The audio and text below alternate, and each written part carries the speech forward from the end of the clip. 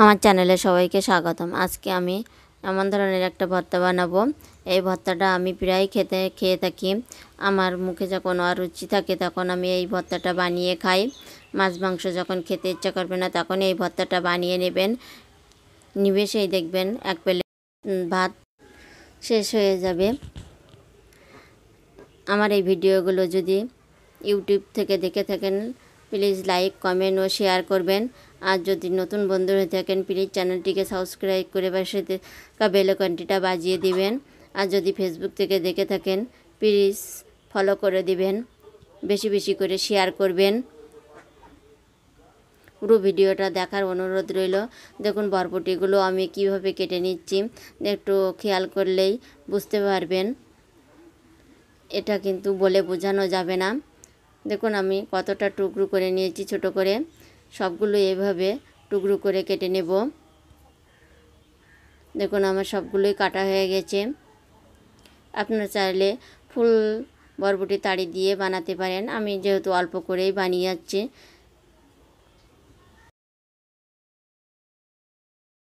পরিষ্কার করে নিয়েছি জল দিয়ে ধুয়ে নিয়ে এখানে গরম জল বসিয়ে দিয়েছি। জলটা একটু ফুটবো হয়ে আসলে এই বরবটিগুলো দিয়ে 2 মিনিটের জন্য ঢেকে দেবো। 2 মিনিট পরে দেখুন এবং ফুটে উঠলে বরবটিগুলোকে আমি উঠিয়ে নেব, জন্য জলটা ঝরিয়ে রেখে দেব। এবার কড়াইতে সাদা তেল দিয়ে এগুলোকে আমি কড়া করে ভেজে উঠিয়ে নেব। এমন কড়া হয়ে আসলে এবার এটাকে উঠিয়ে নিয়ে ওই তেলে রসুনের কোয়া আর পেঁয়াজ কুচি দিয়ে ভালোভাবে এটাকে লাল লাল করে ভেজে উঠিয়ে নেব। আর কয়েকটা চিংড়ি মাছ দিয়ে দিলাম খোসা ছাড়িয়ে। আর এখানে সামান্য একটু লবণ দিয়ে আমি চিংড়ি মাছগুলোকে লাল লাল করে ভেজে নিয়েছি। এইভাবে একদিন বাড়িতে বানিয়ে দেখুন। আমি বরবটিগুলো তেলের উপরে দিয়ে একটু সামান্য হলুদ দিয়ে আমি 1 মিনিটের মতন একটু ভাজা করে নিয়েছি। খুব বেশি ভাজা করব না। এমন হয়ে আসলে এবারে নামিয়ে নেব।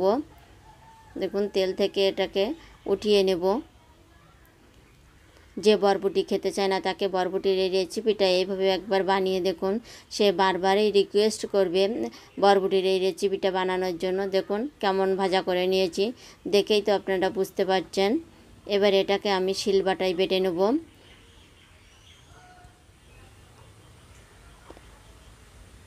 আগে বরবটিগুলোকে একটু বেটে নেব। এটা আপনারা মিক্সিতেও করতে পারেন। যেহেতু আমার শিলবাটা আছে আমি শিলবাটায় এটা বেশি পছন্দ করি। আমি বাটাবুটো খেতে ভর্তাটা শিলবাটায় বাটা করলে বেশি টেস্টি হয়। আমি এটা বরবটিটা একটু বেটে নিয়ে এবার চিংড়ি মাছগুলোকে দিয়ে ভালোভাবে এবার বেটে নেব।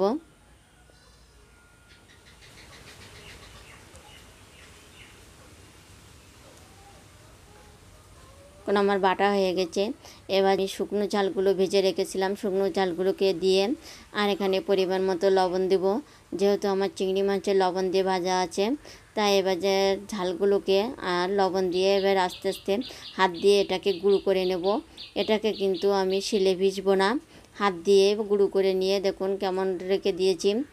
ঝালটার পরিমাণ একটু বেশি হলেই ভালো হয়। আমি এখানে সরিষার তেল দিয়েছি। সরিষার তেলটা দেওয়ার চেষ্টা করবেন। ভর্তাটা কিন্তু সরিষার তেল দিলে টেস্ট হয় বেশি। অতিথি আইলেও ঝটপট এটা বাড়িতে বানিয়ে দিতে পারেন। আর আমি যে পেঁয়াজ রসুনটা ভেজে রেখেছিলাম সেটাকে দিয়েই ভালোভাবে এভাবে মাখিয়ে নেব। অতিথি আসলে ঝটপট বানিয়ে দেবেন এই ভর্তাটা। বুঝতেই পারবে না যে এটা বরবটির ভর্তা। একবার খেলে বারবার রিকোয়েস্ট আসবে এটা বানানোর জন্য, বলবে যে এটা কী ভর্তা বানিয়েছেন, এই ভর্তাটা আবার বানিয়ে দিন। তৈরি হয়ে গেল আমার এই লোভনীয় ভর্তা। যে একবার খাবে সে ভুলতে পারবেন না এটা। আমার এই ভিডিওগুলো দেখার জন্য সবাইকে ধন্যবাদ। আবার দেখা হবে নতুন একটি ভিডিও নিয়ে আপনাদের মাঝে আসব।